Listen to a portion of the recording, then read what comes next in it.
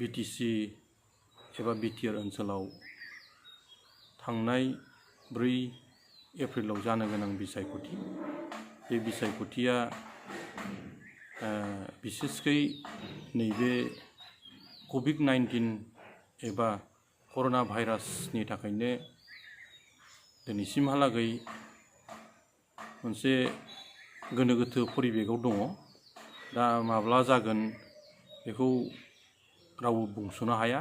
सरकाराबो दिनैसिमहालागै बिनि सायाव जेबो बाथ्रा बुङाखै आरो specially election commission of Assam बे बिफाननिफ्रायबो माला जागोन इलेक्शना मा जागोन बिनि सोमोन्दै दिनैसिमहालागै जेबो डिक्लेरेसन होनायखौ जों नुनो मोनाखै। नाथाय नैबे बिटिसि गभर्नमेन्टआ थांनाय 2015निफ्राय फैगौ एप्रिल मासनि 27 तारिखसिमहालागै जि सासननि भार दङ।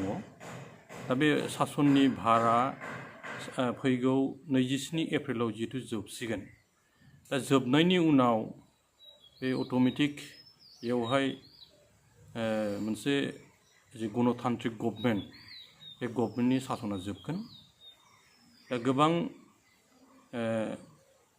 दोलजों लोगोसे पार्टिफोरजों लोगोसे आंबो नैबे 37 नं धोनस्रि समस्तिनि सासे इउपिपिएलनि बिजाथि हिसाबै जुदि 27 एप्रिलनि गेजेराव जोंनि बे बिसायख'थिया जुदि जायाब्ला बियो डाइरेक्टलि बेवहाय गणतान्त्रिक मोनसे रिप्रेजेन्टेटिभ गभर्नमेन्टनि आखायाव जिथु थाहैनाय नंलिया।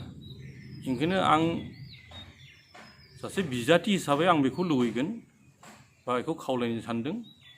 जिहेतु बे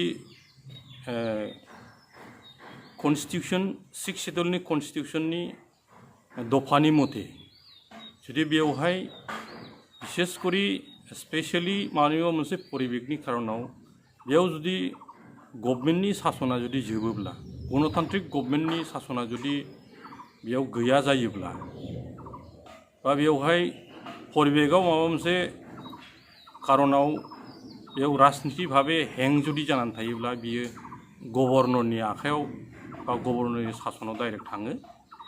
बेबायदि दफा हिसाबै भारतनि संबिधान बा संबिजिराव जिहेतु लिरखानाय दं। ओंखायनो आं लुबैगोन जे बेवहाय जिहेतु बे गणतान्त्रिक गभर्नमेन्टआ बा बर्तमान जाय बिथांमोना दिनै गणतान्त्रिक भाबे 2015निफ्राय नैबे 2020 मायथाइनि 27 एप्रिलसिमहालागै जि सासन खालामदों। दा बिथांमोननि सासना बेयावहाय जोब्बाय आरो जोबहैसिगोन। आरो बिथांमोनहा दिनैहाय मिडियानि गेजेरजों बिथांमोननि सानैसो दैदेनगिरिफ्रा बुंनाय बायदि जे बेखौ 6 मान्थनि थाखाय एक्सटेनसन खालामनांगौ होननानै जि दाबिबाय थादों मिडियानि गेजेरजों दाबिनायखौ जों खोनानो मोन्दों। नाथाय बे जोंनि थाखाय गनायथाव नङा होननानै आं सान्दों आरो जों बेखौ मालाबाबो गनायनो हाया। मानो होनोब्ला बिथांमोनहाबो दिनैहाय नैबे थांनाय 4 एप्रिलाव जानो गोनां जि बिसायख'थि बे बिसायख'थिनि